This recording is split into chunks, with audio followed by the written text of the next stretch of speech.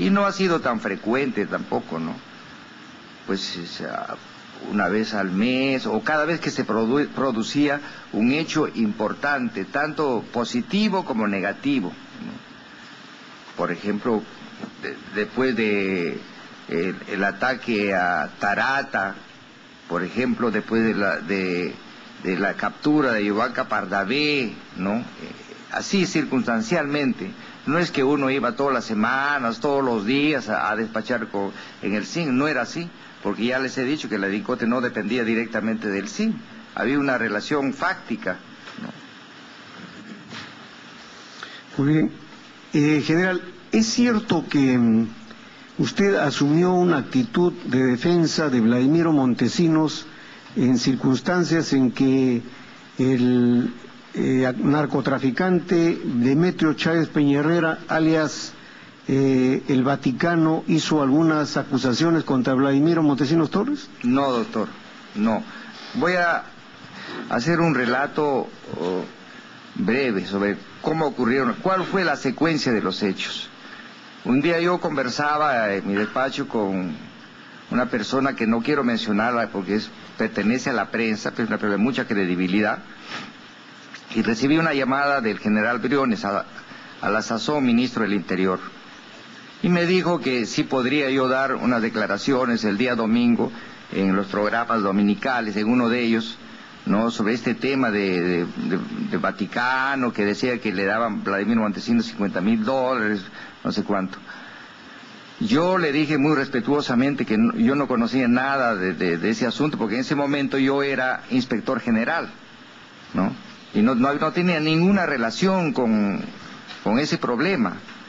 Pero el general Briones me dijo así, es una indicación del presidente de la República. Bueno, entonces le dije con el mayor respeto, señor ministro, yo no sé cómo hacer para comunicarme con el presidente de la República, ¿no? Con testigo al costado, ¿no? De casualidad. Y porque yo sospechaba que no era así, ¿no?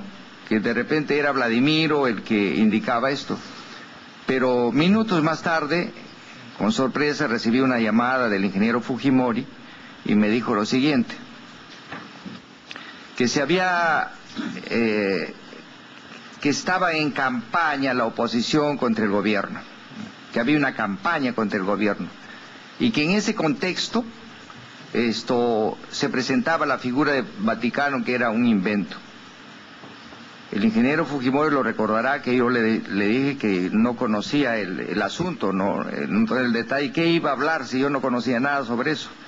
Pero de todas maneras, él cortésmente me dijo que era importante mi palabra, ¿no? Y que en el SIN me podrían dar mayores indicaciones. Era el presidente de la República y bueno, le dije, voy a ir al SIN, doctor. Fui al SIN.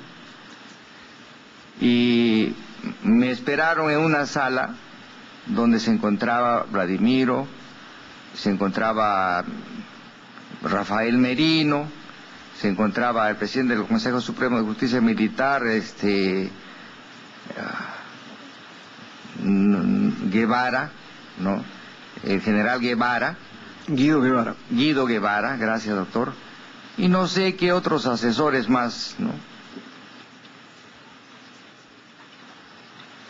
Lo cierto, doctor, que yo estaba incómodo, ¿no?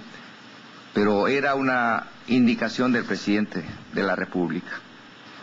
Entonces, cuando yo llegué ahí, tenía como una especie de un libreto, ¿no?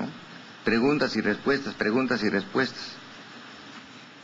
Y yo le dije a Vladimiro Montesinos, yo no tengo nada que ver con este tema. Yo tenía la confianza por haber sido de su promoción y podía, yo lo tuteaba a Vladimiro Montesinos, ¿no? Eso es cierto. Como muchos otros que ahora no lo conocían, ¿no? Que ahora dicen que no lo conocían, que no iban, cuando los he visto en actitudes hasta serviles, doctor. Bueno.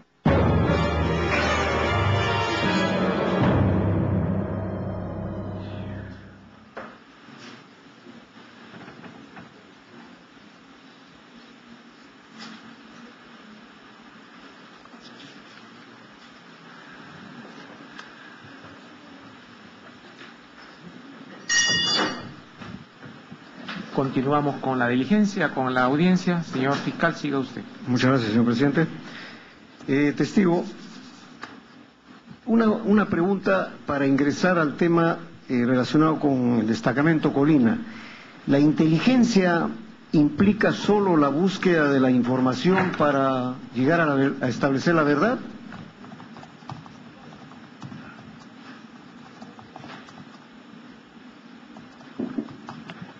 Reitero, doctor, que la inteligencia tiene esa finalidad de establecer la verdad de los hechos, ¿no es cierto?, con certeza y con precisión, si se trata de la inteligencia operativa.